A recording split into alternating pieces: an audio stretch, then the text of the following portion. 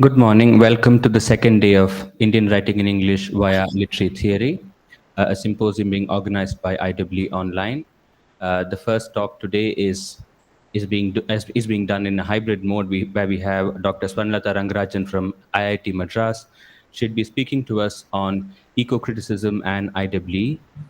Before we begin the lecture, may I formally introduce the speaker?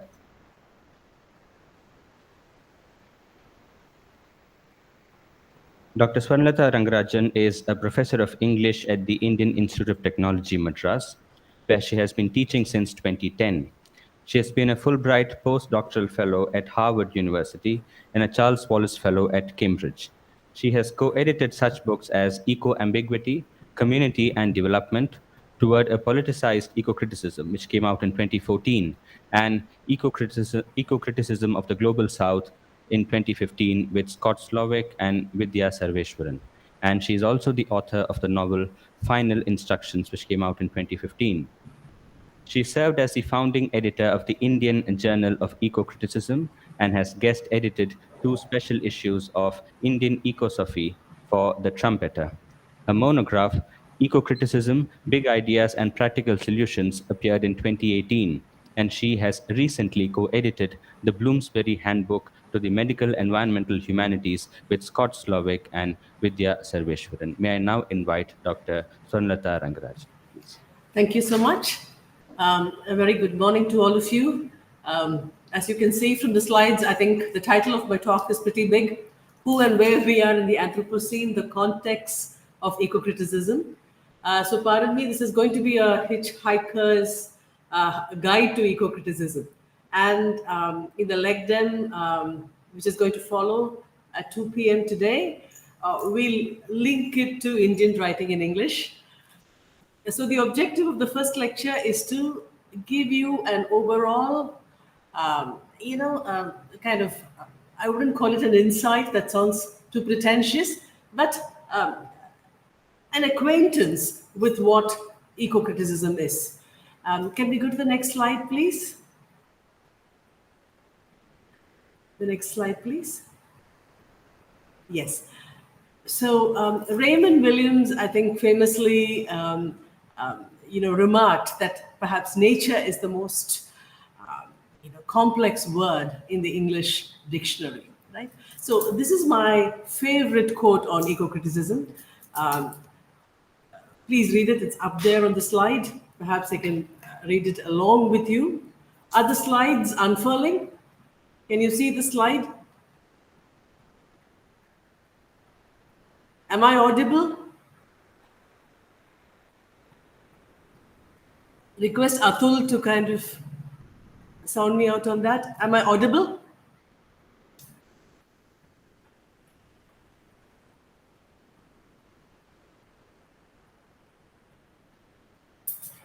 Am I audible?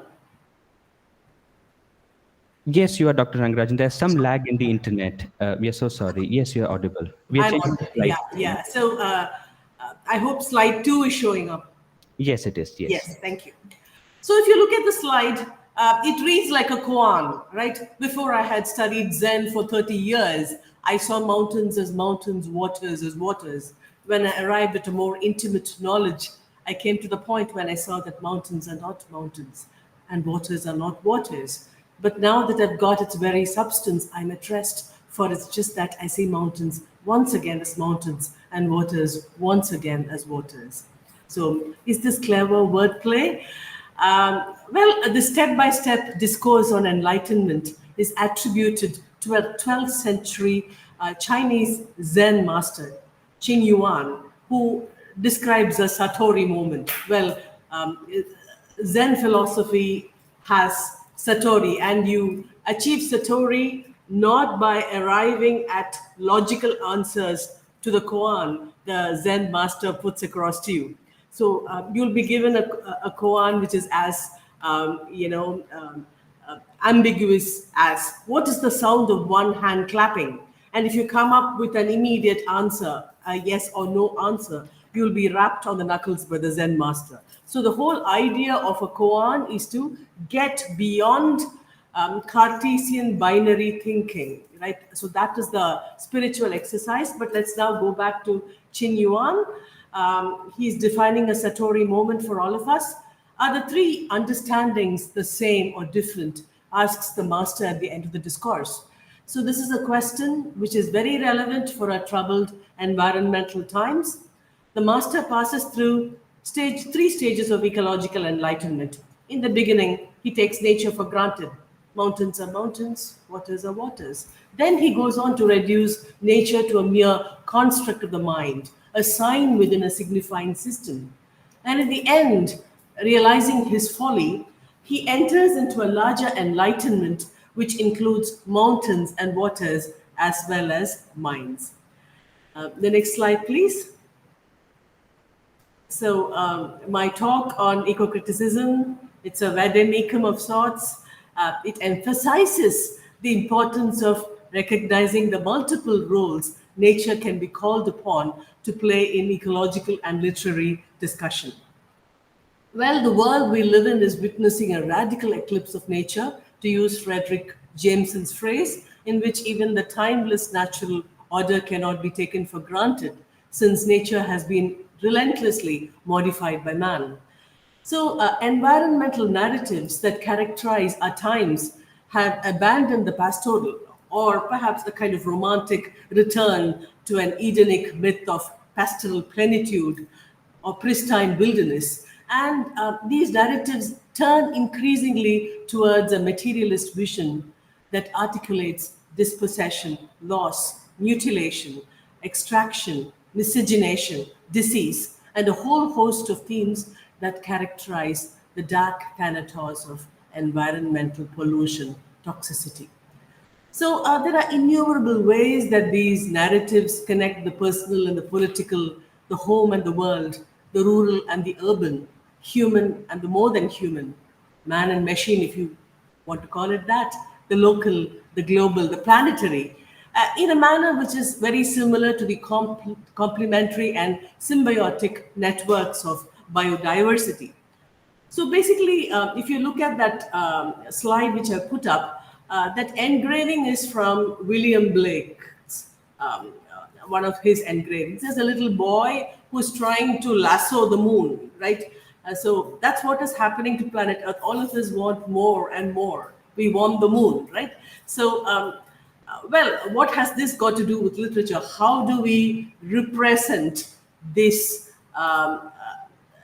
this lack of resources, man's infinite want, and our own lack of, awareness to nature as it is today. Literature, especially environmentally oriented criticism and literature, help us enter what deep ecologist Alan Drengson refers to as free narrative spaces. So according to Alan Drengson, one of the most important functions of eco-criticism is the liberation of our imagination to use creative power to enter free narrative spaces. So free narrative spaces are more or less liberated from controlling stories. And it's only in these open space visions that alternative tales of sustainability, earth democracy, subjecthood of nature, indigenous rights to land, and a whole host of issues can be given free expression. Well, these narratives are articulated in terms of systems that are open-ended and creative, right? And it is interesting to notice that innumerable micro-narratives about individuals, communities, cultures, nations, flora, fauna, life places, they're all unique stories which constitute the multi-stranded narrative of Gaia. In fact, every person, all of us are stories. And the universe is not just made up of atoms, it's also made of stories. So, beat poet and environmentalist writer Gary Snyder famously remarked that narratives are one sort of trace that we leave in the world. All our literatures are leavings, right? So, eco-criticism is a part of this gestalt and grand storytelling attempt. It can be called the story of all things, which makes possible a literary appreciation and creation that is both local and global, where there is no one dominant story. It's where we can better appreciate our Earth's great gift of diversity pluralism of worldviews, spiritual ways, arts, and personal philosophies. The next slide, please. So, the next slide is titled The Anthropocene. I go back to the title of my talk today, Who and Where We Are, because these are important questions, because when we speak about identity, there is always a sense of place. And who we are is constituted by this sense of place. So, who and where we are becomes a very, very complex, riddled question in the Anthropocene. The Anthropocene is a term coined by, next slide please, Eugene Stormer in the 90s, popularized by Paul Crutzen in the 2000s, a disputed term referring to a new epoch in which human actions have irreparably affected the planet. So we live in a world where the impact of humanity upon the Earth's natural processes and systems is becoming frighteningly evident. Right? Anthropocene is a word which is bandied about these days in most literary conferences. So we are talking about biodiversity loss or the vanishing of species at rates more than 100 times faster than without human interference. And all this points to Earth's sixth mass extinction, which will be the first caused by humans. So we are actually entering an epochal consciousness. I'm using Carl Jasper's term, in which it is important to understand the relationship between the history of the planet's atmosphere and its life carrying capacity. So, irrespective of the debates regarding the dating of this geological era, whether it started in 1942 with Columbus and the European Holocaust of the Americas, or did it begin in 1784 with the invention of the steam engine, which ushered in the Industrial Revolution, or with the explosion of the atom bomb in 1945, or the Great Acceleration, which is the spread of industrialization in the world. Since then, the conclusion, regardless of all these debates, when did the Anthropocene begin? That's the debate, is that human history cannot be understood as separated from the history of the Earth. And Bruno Latour has famously argued in his classic work, We've Never Been Modern, that modernity as a successful and rational framework of thinking has been challenged by the Anthropocene, or the intrusion of Gaia. Right? Gaia, after the earth goddess, who created the world out of her own body. Right? Let me also digress for a while and mention James Lovelock's Gaia hypothesis. Well, James Lovelock was this NASA scientist who was working on Mars. During the course of his research, he found something very, very strange. It was almost as if Gaia was behaving like a living, the Earth was behaving like a living, sentient organism, because the lithosphere, the cryosphere, in collaboration with the hydrosphere, and all the other layers that you can think of, they were working in tandem to regulate the temperature of the Earth, right? So Lovelock realized that, well, the Earth should have been much hotter than it is, but for the fact that a very complex, nuanced, self-regulating system seemed to be practiced by the various layers of the Earth, right? Who were in conversation with each other. So he consulted his novelist friend, William Golding. He said, hey, what can I call this theory? And Golding suggested the name Gaia, after the Greek goddess Gaia, who created the world out of her own body. So it's famously called the Gaia hypothesis. The Gaia hypothesis has been questioned, and I mean, there's been a lot of debate, but the interesting thing is our Earth is like a cybernetic feedback system. We are not atomistic. Nothing in the world, nothing in the universe is atomistic, right? So there is, at quantum levels, there are conversations happening all the time. Can we go to the next slide? Slide 5. Yes. So the Anthropocene is therefore an era of complex entanglements, right, between nature or other than human forces and human action. So eco-critics commonly refer to this as the entangled humanism. So in this new paradigm, nature is no longer the passive background, but an active protagonist, right? So think of how, nature is portrayed in a very, very typical poem. My love is like a red, red rose that's newly bloomed in June. So you have, anything from the natural world serving as a kind of prop to human, I don't know, expression. But the Anthropocene has made us realize that nature is a very, very active protagonist. So this dichotomy between agential man and passive nature is fundamentally challenged. So to rephrase Latour again, the Anthropocene does not overcome the nature-culture divide, but it bypasses it entirely. So we must still go back to people like Descartes.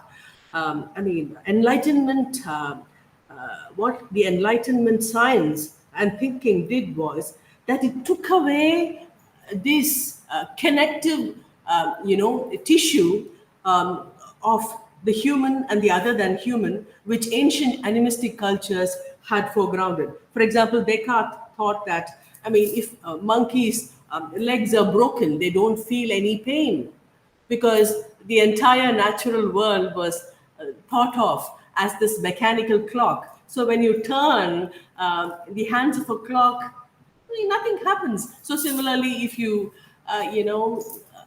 wring an animal's neck, or if you kind of chop off the limbs of an animal, it will not feel pain. So you have this huge cogito ergo sum. I think, therefore I am. So all of us are familiar with that. So with that, you had all the binaries, and one of the most well-known binaries is nature and culture. So Latour says the Anthropocene bypasses the culture-nature divide.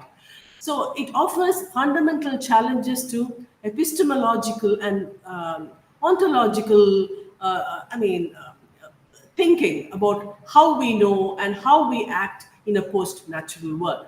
So the Anthropocene is a clarion call to new modes of knowing, new modes of engaging in ways that are less human-centered or anthropocentric.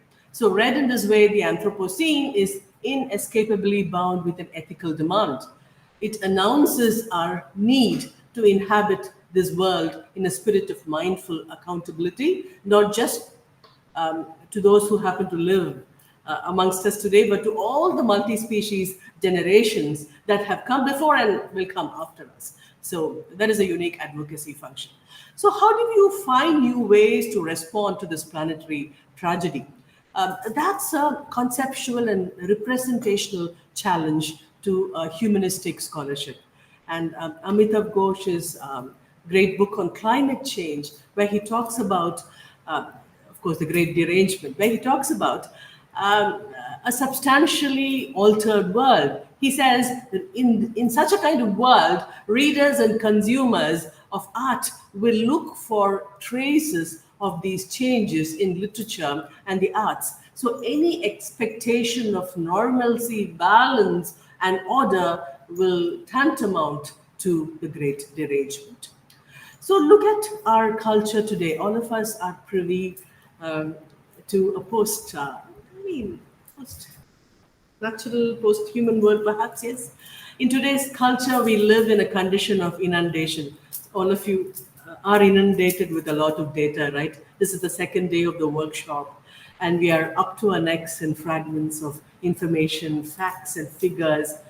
Usually, we struggle to understand big numbers, whether these numbers describe quantities of things or the kinds of vast processes, either sudden cataclysms or slowly, barely perceptible systemic changes, right? This is a term which eco-critic Rob Dixon calls slow violence. See, if there is a bomb blast, it'll occupy the center stage news, right? But if there is toxicity, like I think an excerpt from Animals People was passed on to you as reading material. So if you read any literature regarding the Bhopal gas tragedy, you will realize that yes, the day it happened, it was center stage news, but the effects of toxicity are insidious. They kind of percolate into unborn fetuses. They are there in the land, in the water, and they will continue to persist over long periods of time. If you look at the aerial spraying of endosulfan in Kasargod, Kerala, uh, you'll find victims who are still grappling, although this happened decades ago. So, this is exactly what Nixon is talking about, barely perceptible systemic changes. See, because take for example something like climate change, right? Everybody talks about it, but climate change is a hyper object. What's a hyper object?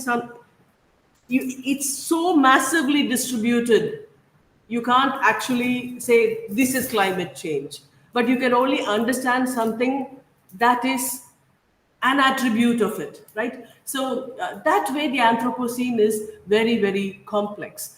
And the styrofoam cup out of which we drink our coffee, that could also be a hyper object. So the intimate stranger, pollution, toxicity, right? Um, uh, uh, these things take away the illusory divide between my body and some other body out there. Our bodies have become porous. That at that level, there is no divide. There is just flow, there is just flux, there is an undivided world. Scary. It's a risk society because you really don't know where you can see what's going to hit you. Professor Nair has a very nice term for it, eco-precarity. So the Anthropocene is all about eco-precarity. So this leads us to the attendant question: How should we be communicating with each other in order to express our thoughts and feelings about the world? What would a discourse of environmental sensibility look like? So let me give you an example. This is poet Annie Dillard's 1999 book, For the Time Being. In that, Annie Dillard says, there are 1 billion plus people alive now in China. To get a feel for what this means, simply take yourself, she says. Simply take yourself in all your singularity, importance, complexity, and love, and multiply by 1 billion. See, nothing to it. Who can perform such a simple act of multiplication? Simply do the math. Is it possible to do this kind of effective mathematics? Because as long as data is something out there which can be analyzed, which can be sorted out, it's okay. But when you start applying effect to it, data takes on a totally different dimension, because numbers themselves, far from being the concrete form of reality, numbers are also a form of abstraction. They remove feeling from experience, leave us with data. We once knew the world with our senses, right? It was determined in many ways using the brute realities, by weather, by terrain. Perhaps 3 generations ago, people could tell you what time of the day it was by just looking at the sun, the position of the sun in the sky. But today, we all lost that skill, right? So the new reality is cut off from nature. For the real, we are substituting the virtual. So neurologist Robert Ornstein and population biologist Paul Elric, they have a very nice, thought about this radically altered world. I'm referring to their book called The New World, New Mind. So I'm quoting, we don't perceive the world as it is because our nervous systems have evolved to select only a small extract of reality, and to ignore the rest, right? So instead of conveying everything about the world, our nervous systems is impressed only by dramatic changes. We seem to need shocks and tragedies to goad us into action. So the everyday is insidious, and the key to the solution is in the everyday. We ignore it because That's how our wiring has evolved. So that's what these people are saying. And this, of course, links back to what visionaries like Thoreau wrote. So Thoreau wrote, we need to be provoked, goaded like oxen as we are into a trot. So given that we are a species inclined to care about individual cases and we are disinterested by vast processes and numerical descriptions, how will we ever learn to think in a way that will enable us to adapt to the dangers of a modern and future planet, right? So that's where eco-criticism comes in. So let me go back to the genealogy of eco-criticism. I'll draw your attention to wonderful books like Rachel Carson's Silent Spring, which came out in 1962, if I'm not mistaken. So Rachel Carson was this marine biologist and basically who was studying the influence of the wonder pesticides which were introduced in the US in the 1960s, dialdrin, aldrin, things like that, DDT, things like that. So she noticed that entire bird populations were dropping off. And when she started writing about it um, in science journals, she was shut up by the lobby, the local agro-business chemical lobby, right? So it's very fascinating that she wrote a book where the first chapter borrows the tropes of literature. The first chapter of The Silent Spring, written by a scientist, reads like a fairy tale. It's called A Fable for Tomorrow. And Rachel Carson talks about once upon a time there lived in a town, and she goes on. She describes a happy pastoral scene, foxes barking in the hillside, a plump fish, silver fish, leaping about in the streams, happy people. And of course, she borrows the title Silent Spring from John Keats's La Belle dans son Mercy, right? Which is about a knight who is bewitched by this mysterious woman, and um, the spring of their love turns into a harsh winter where he is left mourning, right? So she draws the title from Keats's poem. And from pastoral, it goes to apocalypse. She says one day a sudden blight descended on the village. The cattle sickened and died. The birds were heard no more. So she goes on. So what Rachel Carson did was she used two tropes which are very, very particular to literature: pastoral and the apocalypse, right? The ancient ways of imagining what the world was. So you have these crossover experiments. Why did she use literature? Because literature employs rhetoric, and rhetoric is the only way that you capture emotions, that you get people to feel for what is being discussed. So that's when eco-criticism started a kind of interdisciplinary dialogue with other sciences. So we'll talk about that now. So this body of literature has been, so you have this huge body of literature burgeoning in the West. I'm talking about the University of Nevada, the whole all the university, Idaho, Nevada, all of them had environmental writing programs. They had eco-criticism in the 60s. That was their innovation. So the landmark in the history of eco-criticism was the founding of ASLE, the Association for Study of Literature and the Environment in the United States in 1992, right? So there are biennial conferences which happen even today, energize work in the domain. So ASLE's influence spread quickly with sister organizations. So you have ASLE Japan, UK, Ireland, South Korea, Australia, New Zealand, India, Canada, Taiwan, Bangladesh, Singapore, Brazil, Southeast Asia. And you also have the European Association for the Study of Literature, Culture, and the Environment. So various schools, since all of you are doing critical theory in this two-day workshop, I'm sure you'll agree with me when I say that many schools participated in the project of denaturalization of nature.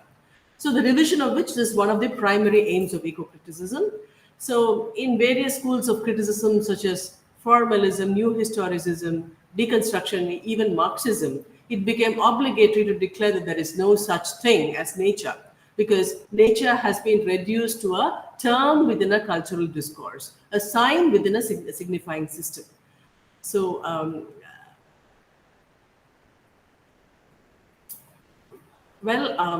how do we understand nature, right? In ecological discussions. One, as a metaphysical idea, it's the concept through which mankind conceives of its difference from the non-human and also defines the specificity of what counts as human. Second, as a realist concept, it refers to the structures, processes, and laws of the natural world. Three, as a lay concept, it is used to describe the everyday features of the world, the natural, comprising of rural landscapes, wilderness, animals, raw materials, the physical body, which is opposed to the urban or industrial. Right? So this is the nature of immediate experience and aesthetic appreciation, the nature we have destroyed and polluted, and we are now asked to conserve and preserve. Can we go to slide 7? Yes. So let me quote this journalist, Bill McKibben, and his influential book called The End of Nature. So his book is called The End of Nature, not The Death of Nature. This book, which came out in 1989, discusses how nature as we know it has ended due to excessive modification of the earth by humans. So McKibben brings to our attention the idea we have changed the atmosphere, we are changing the weather. So by changing the weather, we make every spot on earth man-made and artificial. We have deprived nature of its independence, and that is fatal to its meaning. Nature's independence is its meaning. Without it, there is nothing but us. So the end of nature is the end of an idea. The idea of an independent, mysterious force that is beyond human control. So nature in this new paradigm is reduced to a problem that needs to be worked out through human intervention. And I'd like to draw your attention to another important work, Ecology Without Nature by Timothy Morton, philosopher Timothy Morton, which came out in 2007. And Morton argues that the very idea of nature as a transcendental, independent term, which informs arts, ethics, philosophy, and ecological politics, may have to become obsolete with a heightened understanding of what truly constitutes ecological thinking. Therefore, the ecological thought does not refer to natural things alone. On the other hand, it denotes the interconnected mesh of everything that surrounds us and of which we are a part. So Morton concludes famously that in order to think in a truly ecological way, we have to let go of nature. So our increasing knowledge of global warming ends all kinds of ideas, but it creates other ideas. And the essence of these new ideas is the notion of coexistence. We can coexist with human life forms, non-human life forms, non-life forms, the ecosystem, biosphere, climate, planet, solar system, whatever you want to call it. It's like a multiple series of nested Russian dolls, whales within whales within whales. So that's the kind of model that we are asked to contemplate. Can we go to the next slide, slide 9? Slide 9. What you have up there is the birth of Venus, a recreation of Botticelli's famous masterpiece. I'm sure you can see it. I'm sorry if the picture quality is not quite up to the mark. But if you look at it very closely, you will realize that this entire painting is created out of millions of plastic bags, right? So the creator, next slide, please. So the creator is one, Chris Jordan, right? Chris Jordan, so he works with plastic bottles, and I think his paintings are very, very symbolic. How many plastic bottles are used or discarded per minute in a state in the US. So he has those statistics and he recreates. But the problem is, when you look at it from afar, it looks like a beautiful Botticelli painting. When you go very close, you will look at the plastic bags. So there is a term, which is used widely now to describe what we need to do in order to understand perhaps Anthropocene processes. It's called the transscalar imaginary. Next slide, please. So how can art or writing make massively distributed processes more tangible and integrate them into everyday awareness, right? So when you go too close, you can't see the big picture. When you step away, you can't see the finer details. So that's the kind of maneuvering we have to do as people working in the humanities, right? The transscalar imaginary. So next slide, please. So quickly, let me go through a few definitions of eco-criticism. Since after all, this is an introductory lecture, the term eco-criticism was first used by William Rueckert in his essay, Literature and Ecology, and Experiment in Eco-Criticism. So up on the slide, I put up a few definitions, and the study of the relationship between literature and the physical world is what Cheryl Glotfelty in her classic eco-criticism reader talks about, but the definition has expanded. We'll talk about it shortly. So, how old is eco-criticism, right? Is it just a 90s phenomenon which came about with the eco-criticism reader? No. The roots of this emergent earth-centric literary theory, it lies very, very deep in the past. So Scott Slovic, a foundational critic, effectively sums up this paradox. After more than 3 decades of doing this work, he says, I cannot pinpoint the earth text of eco-criticism. What is the absolute source? So when we look at our own country, you'll have, tribal worldviews which speak about the importance of nature conservation, which teaches how to respect nature. The Rig Veda talks about it. The Artha Shastra mentions punishments for people who spit into water tanks or cut trees. So every ancient society, India, just an example, all societies have articulated their relationship with nature through their literature, through their religious texts. So eco-criticism is just a name. We can just call it a name. So what does it mean, right? Let's go to the etymology of the term eco-criticism. So you have the Greek oikos, which means household. So oikos, again, is the root word for economics, right? So, and kritis, which means judge.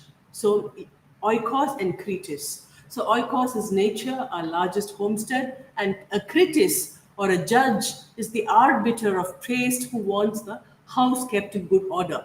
No boots or dishes strewn about to ruin the original decor, isn't it? So Francois Latour provides a gloss on the word oikos by pointing out that in Greek there's a certain distinction between the oikion, which stands for domestic space and everything that is not public, and the politikon, which is the public sphere. So let me give you a small example. When all of us know the Greek epic and the Greek epic hero Ulysses. So Ulysses comes back home after his long wanderings. And remember, Penelope is the faithful wife who keeps suitors at bay by weaving her web by day and unweaving it by night. I hope you remember that. Yes. So when Ulysses comes back, he suspects some hanky-panky. And what does he do? He hangs all the slave girls of Penelope, even without a trial. He just hangs them. Now, this is slightly shocking to all of us because we've got, at least the Western world has got all its, ethics, this whole concept of law from the Greeks. And why would Ulysses do something as rash as that? The answer lies here because slave girls belong to the oikion. Women, children, animals, subalterns, they are associated with the oikion, sadly.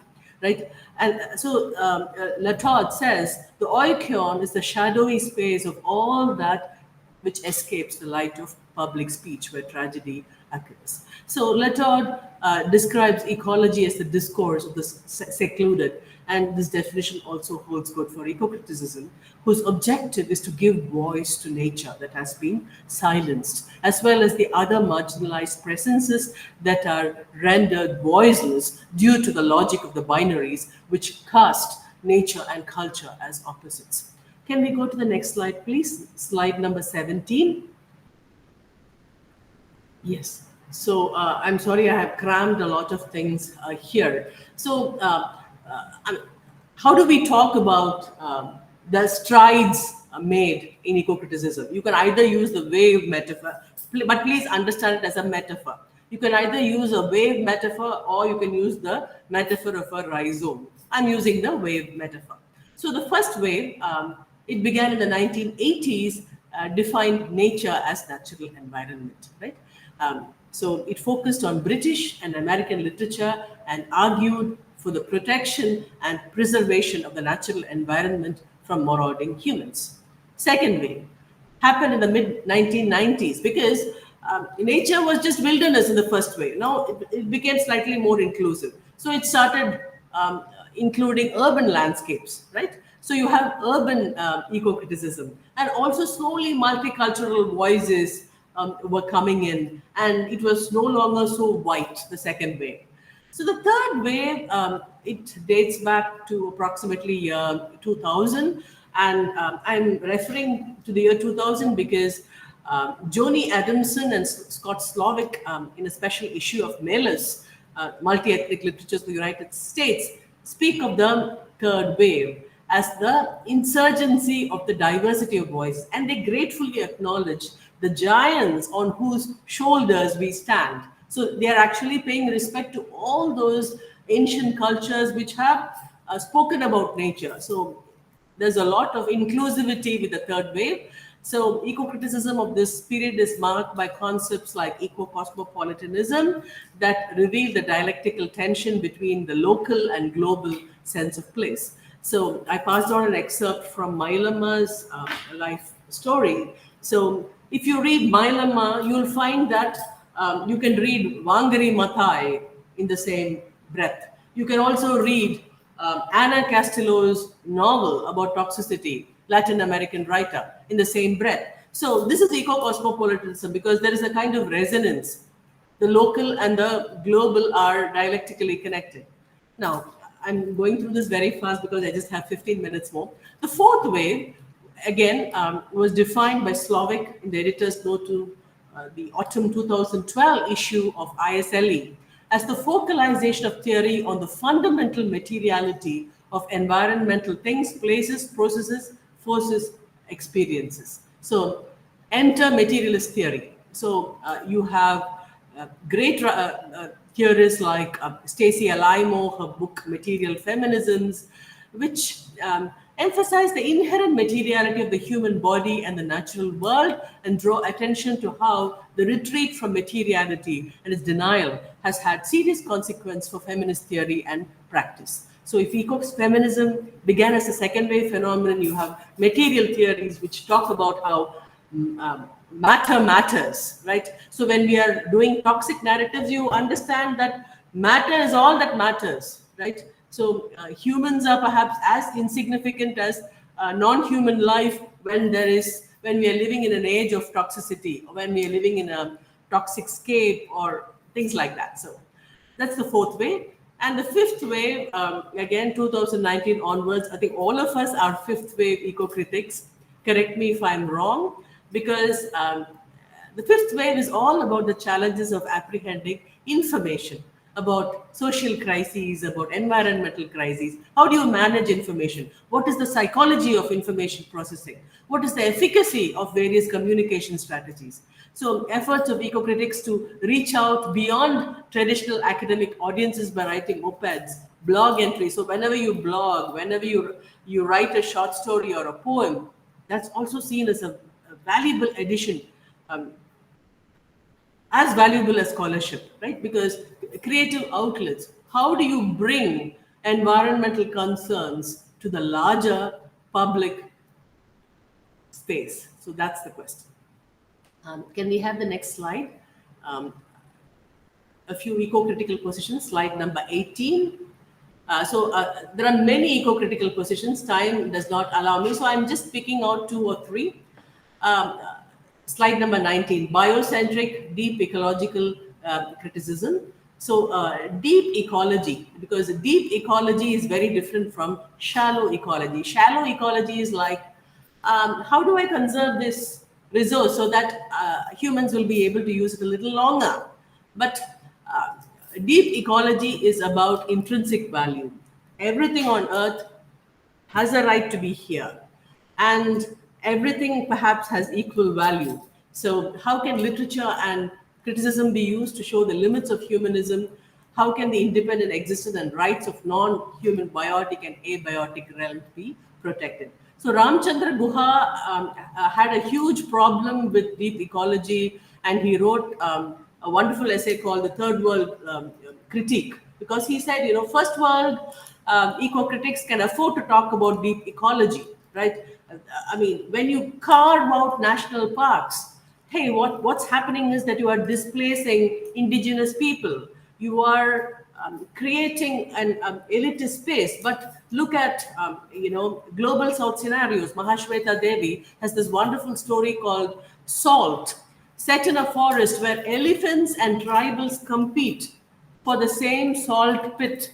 So that's the third world, where you can't say this has to be given special attention or everybody is equal. Doesn't work, says Guha. But I'll take just a minute to tell you what a deep ecologist vision looks like. Gary Snyder, I have invoked him earlier, beat poet, and he's considered to be the grand poet laureate of deep ecology. So Gary Snyder has translated a number of poems of Dogen, who walked the tall mountains of China in the 12th century. And this is what Dogen writes. The blue mountains are constantly walking. The next slide, please, slide number 20. The blue mountains are constantly walking. If you doubt the mountains walking, you do not know your own walking. It's very beautiful, but what on earth does it really mean? Right? So Gary Snyder will say things that you assume to be static. Think of a mountain which is eroded, which joins a mountain stream, is smashed into tiny particles of dust, joins the sea, is dried up by the sun, goes back, comes back as rain. So look at how everything in the world of nature is deeply connected. And Gary Snyder would also say, well, human beings think of water as water, but dragons living in the ocean maybe think of water as a palace. And they're likely to be very surprised if you told them that water actually flows, just like human beings will be surprised if you tell them that land flows. So Gary Snyder is using the language of poetry to tell you about this amazing world where there are quantum interconnections, right? So one of my favorite, deep ecologists, not a deep ecologist actually. I don't know how many of you have heard of this Vietnamese Buddhist monk who was nominated for the alternative Nobel for work in Vietnam. So Thich Hat Hanh is his name. He passed away a couple of years ago. Thich Hat Hanh, this is how he would teach his Buddhism. And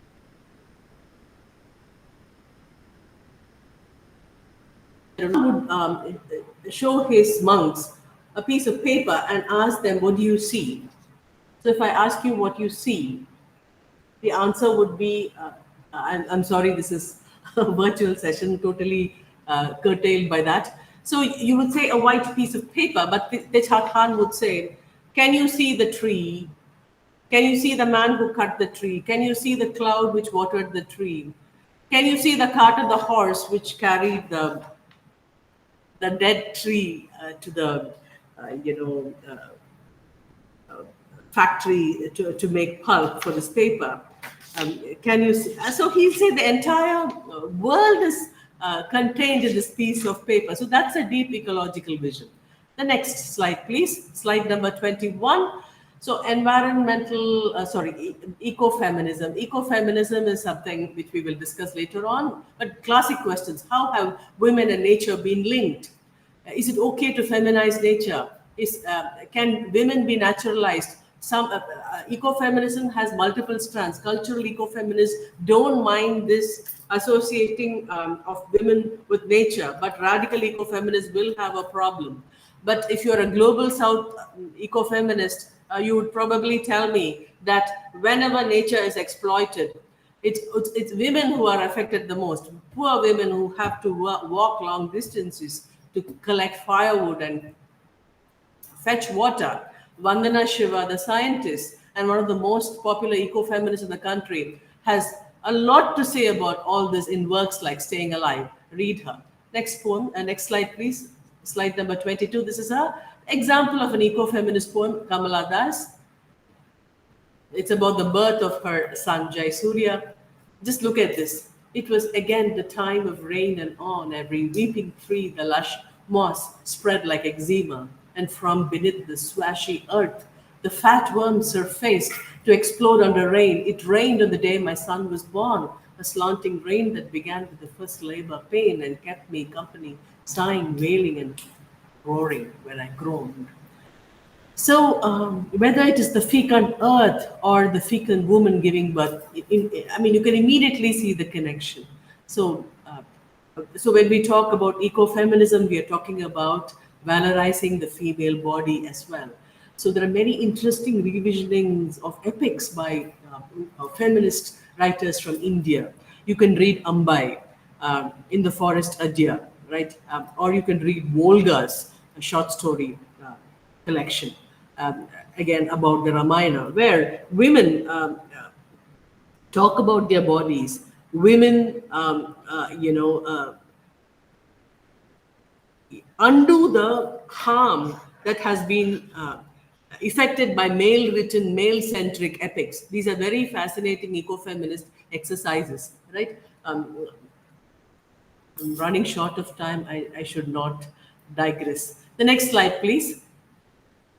Environmental justice, eco-criticism, right? So this is very obvious. How can literature and criticism further the efforts of the EJ movement to bring attention to how environmental degradation hazards unequally affect poor people, people of color, and India you have race, class, gender, right? So the next slide. So one of the classic examples, which we are not going to discuss in the LegDen, is this life narrative called Mother Forest. So this is an Adivasi lady from Kerala, C.K. Janu, who led the Mutanga land struggle, right? They went and squatted. It was called the Nirpa Samaram. They went and squatted in front of the CM's office, demanding for land. So, but if you look at this wonderful life narrative, it's an environmental justice narrative, but there is this gradual progression from the oikon to the politikon, because the oikon is where her strength lies. She talks about her childhood in the forest. She talks about how generous the forest is. That's why it's mother forest. So that is why when your home is destroyed, you take to political activism. This is something very unique to global South protests by women. Women guard their home no matter what, whether it's Mailama or whether it is C.K. Janu, whether it is a character in Mahashweta Devi's novel. Women, for them, the oikyon, the home is the world. So you see that collocation. So the next slide, please. Okay. So the genealogy of let me quickly end with what we have to focus on today, because so far we've been looking at Western concepts of eco-criticism, right? So what are the global South concepts? Let me invoke Rob Nixon again. He wrote a wonderful article called Environmentalism and Post-Colonialism. So, in that article, Nixon offers a critique of how dominant paradigms have led to eco-parochialism and spatial amnesia, where histories of indigenous peoples, places have been elided because of oppressive trajectories of transnational forces. So, if Western discourses on traditional environmental issues situate the word environment in a nature out there, eco-criticisms from the global south locate the notion of environment in the home and neighborhood. So, it's a complex material world. Next slide, please. It's a complex material web which is composed of water, soil, animals, and humans. As Raymond Williams would put it, a world of proper materialist history where there is no room for the special abstract categories of nature and man. So, slide number 26, yes, nature Indian context. Right. So, India had a very traditional oikonomics, the traditional household wisdom of living harmoniously with the world, right? So you have this vision of geopiety, envisaging a cosmos governed by Rita. Rita, you have the English word rhythm from Rita, right? And you have Ritu, the word for season in Sanskrit, which is there in Hindi as well. Ritha, the impersonal underlying order and regulator of all life on earth. In this worldview, man or woman does not, they do not stand apart, but they are yoked by Ritha in a relationship of interdependence and interrelationship with nature. So this integral bond between humans and nature is embedded in agricultural cycles, the flux of seasons, the alternating wet and dry spells, the regularity of the cosmic orders, and it was celebrated and emphasized through sacred ritual, art, and architecture. So, very different from the Western concepts of nature, except for the Charvaka school. In India, nature was revered as Prakriti, a kind of primordial vastness, the inexhaustible, source of abundance, right? And also, a very vibrant definition of nature is provided by the theory of the five elements, the Panchabhutas, which postulates that nature and environment are not outside us, they are not alien and hostile to us, they are an inseparable part of our existence, right? So, according to this, the Bhuta theory, the five primary elements of fire, earth, water, air, and space are evolutes of Prakriti, the matrix of all material creation. So, though distinct in form and function, the Pancha Mahabhutas are interdependent. Slide number 27, the penultimate slide. So, we have our indigenous eco-critical theory, and it came from the Sangam Tamils, right? So, we were speaking of Ritha. So, there is also an intrinsic sense of order which characterizes Sangam literature. The earliest extant literature of the Tamils, 300 BCE to 200 CE. It stems from a culture deeply rooted in the soil, where place is the first principle of literary representation. So, Tinai is nothing but the relational web integrating the human, the nature, and the spiritual realm. So, you have five Tinais. It's called the Ain Tinai.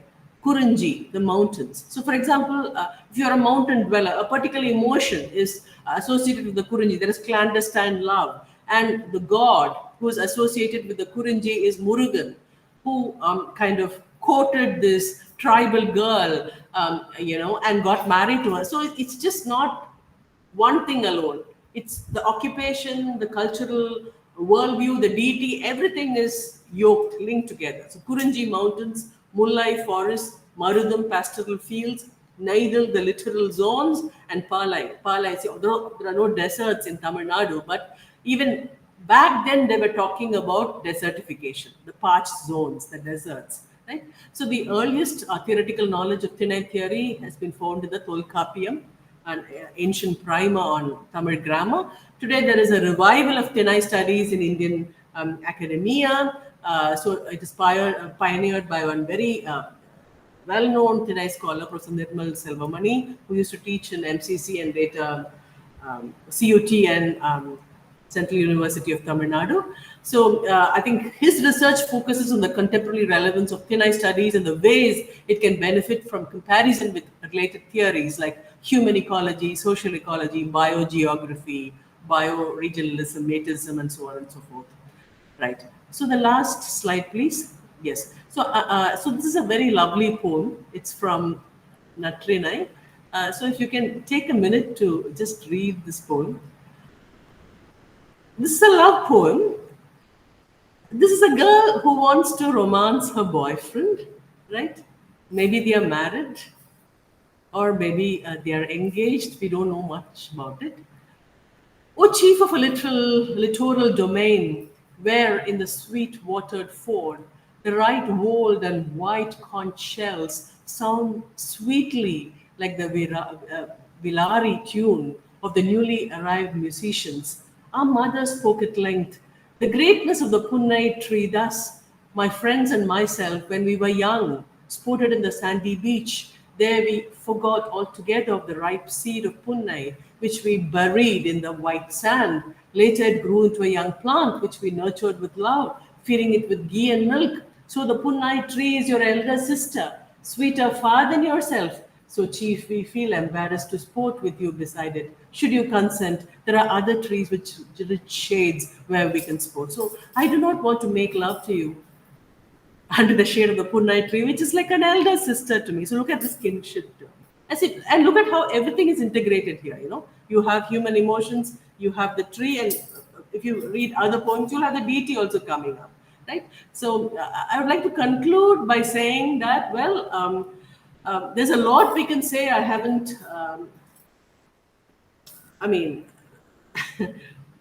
pre-independence, post-independence, there have been a huge, rich reservoir of Indian writing in English, you know, which talk about environmental themes. Off the cuff, I can cite Tagore's Muktadara, which anticipates Arundhati Roy's, you know, tirade about, uneven development measures which forget the little people who are displaced by dams. There's so much, right? So the changing contours of ecological changes impacting cultural spaces is a result of clash between industrial and pre-industrial cultures. So Gadgil and Gupta, they call it the closure and creation of niches. So the erosion of values in India's developmental philosophy arises from a conflict of approaches between what Vandana Shiva refers to as market paradigms and ecological paradigms. So do you have the dam, or don't you not need to have the dam? So please read Sarah Joseph's Dam novel, the latest novel, Budhani. It's about this tribal woman who was asked to garland Nehru, and she was asked to kind of she inaugurated the dam in the tribal area, but she was ostracized by her community because garlanding a non-tribal means it's like tantamount to marrying him. And Budhani is about many other micro narratives like this. What happens? We talk about development, but what about those unimagined people?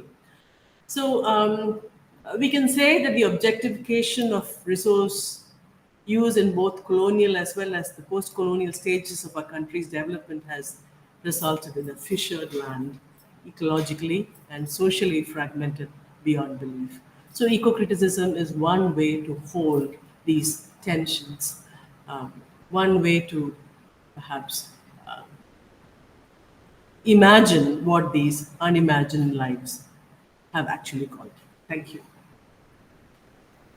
Thank you so much, Dr. Rangarajan.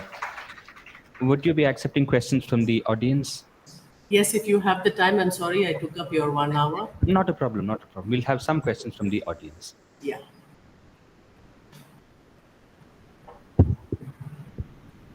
Thank you, ma'am, for the session. You had mentioned the Gulkapiam and the Thinai theory, and you had rightly pointed out that Tamil Nadu did not have deserts.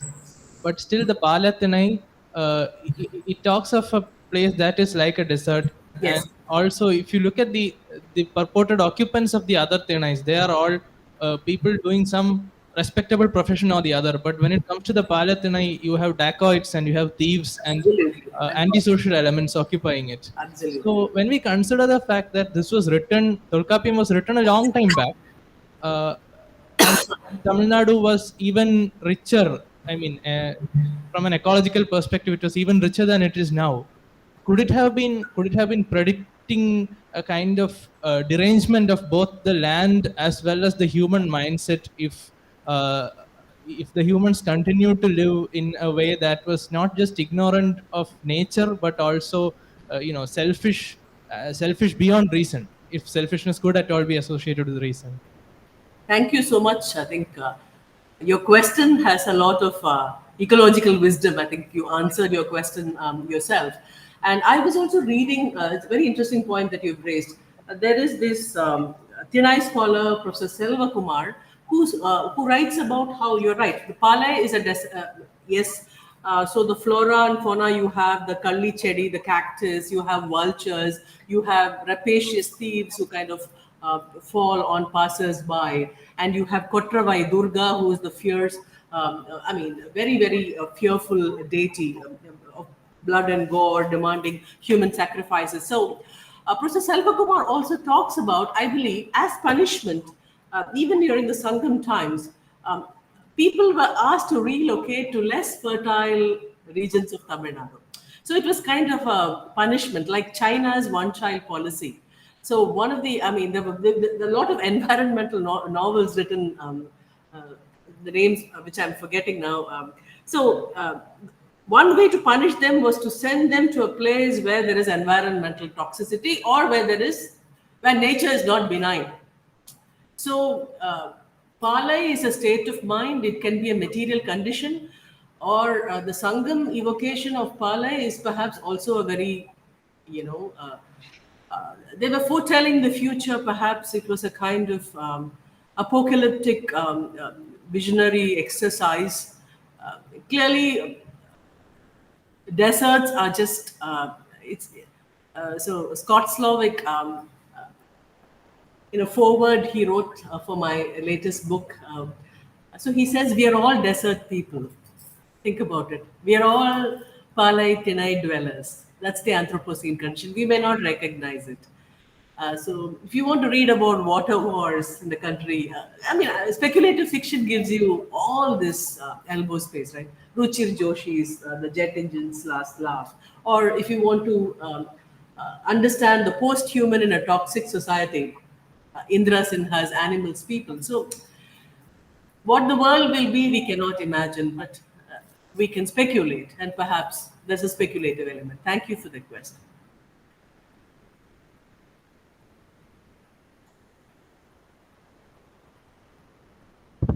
Ma'am, am I audible properly? Yeah. Yeah, ma'am, thank you for the lecture. I just had one query. Within the lecture, you mentioned like a theorist, I kind of forgot their name, did not know their name, I think. They gave the point that the whole world is now man-made or artificial because of Anthropocene, because we changed the climate a lot, and that's why everything became man-made. That kind of No, no, argument. no, no. Nature, see, um, nature is, if you look at the etymology of the word, it's natura, thus born. So, what is nature? See, the problem is we have conceptualized nature. What is nature? Nature is just everything. It's you and I. It's even, let me give you an example which will answer your question. There is this eco philosopher called Joanna Macy. She does wonderful advocacy work. She's not just an armchair philosopher or a theorist like me. She does solid work. She and her band of her group, you can call it, what they do is they go to all those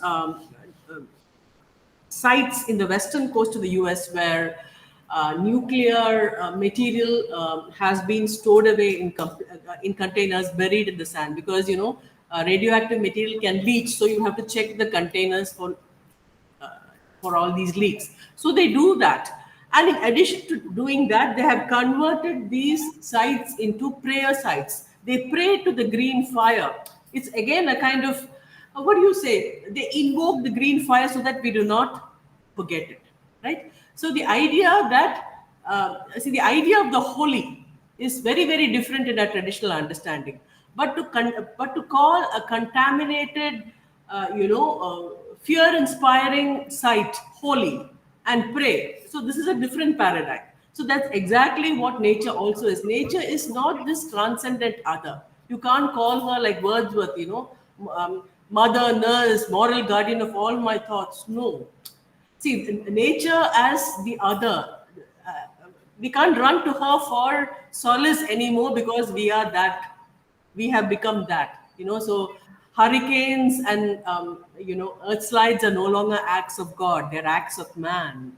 McKibben would say we've become that, right? We have modified. Um, uh, Sometimes you have these carpeted lawns which make all places look alike. We are relentlessly modifying. This is also perhaps a problem with globalization.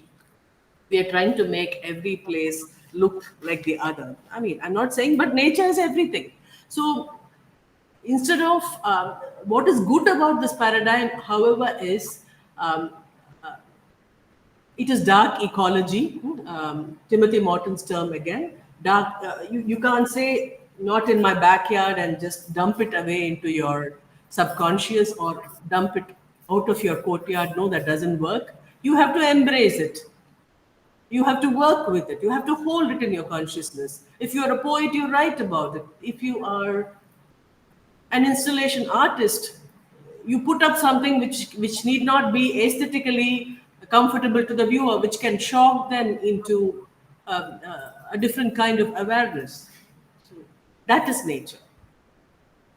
Ma'am, just a literary follow-up to that. So, would you go for rather transcendentalism of the Americans, like Emerson and Thoreau, rather than the British Romanticism? I think, see, I mean, we'll do Thoreau in our lectern, but let me tell you, there is a difference between you can't lump the transcendentalists again. You can't paint them with the same brush.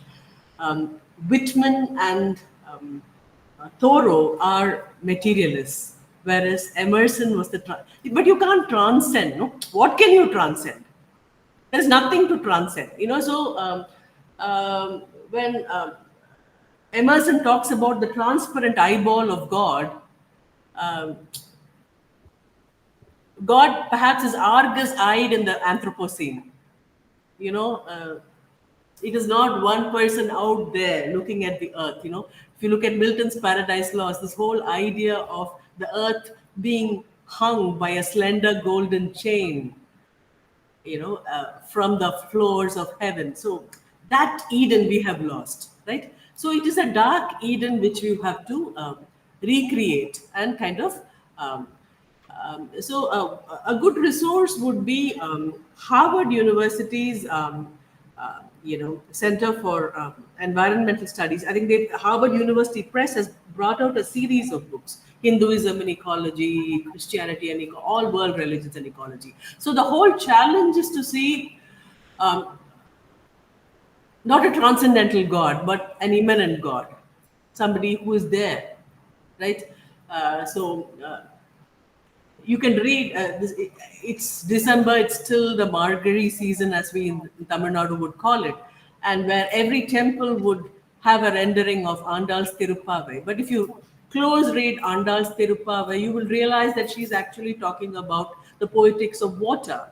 And Krishna is totally described in terms of nature. His hue is as blue as a Shankh Pushpa or a clitoris flower, right? So the Yamuna, which cannot be separated from Krishna, is polluted today. So what do you do with these, cultural artifacts, religious artifacts we have, right? So the challenge is to revisit.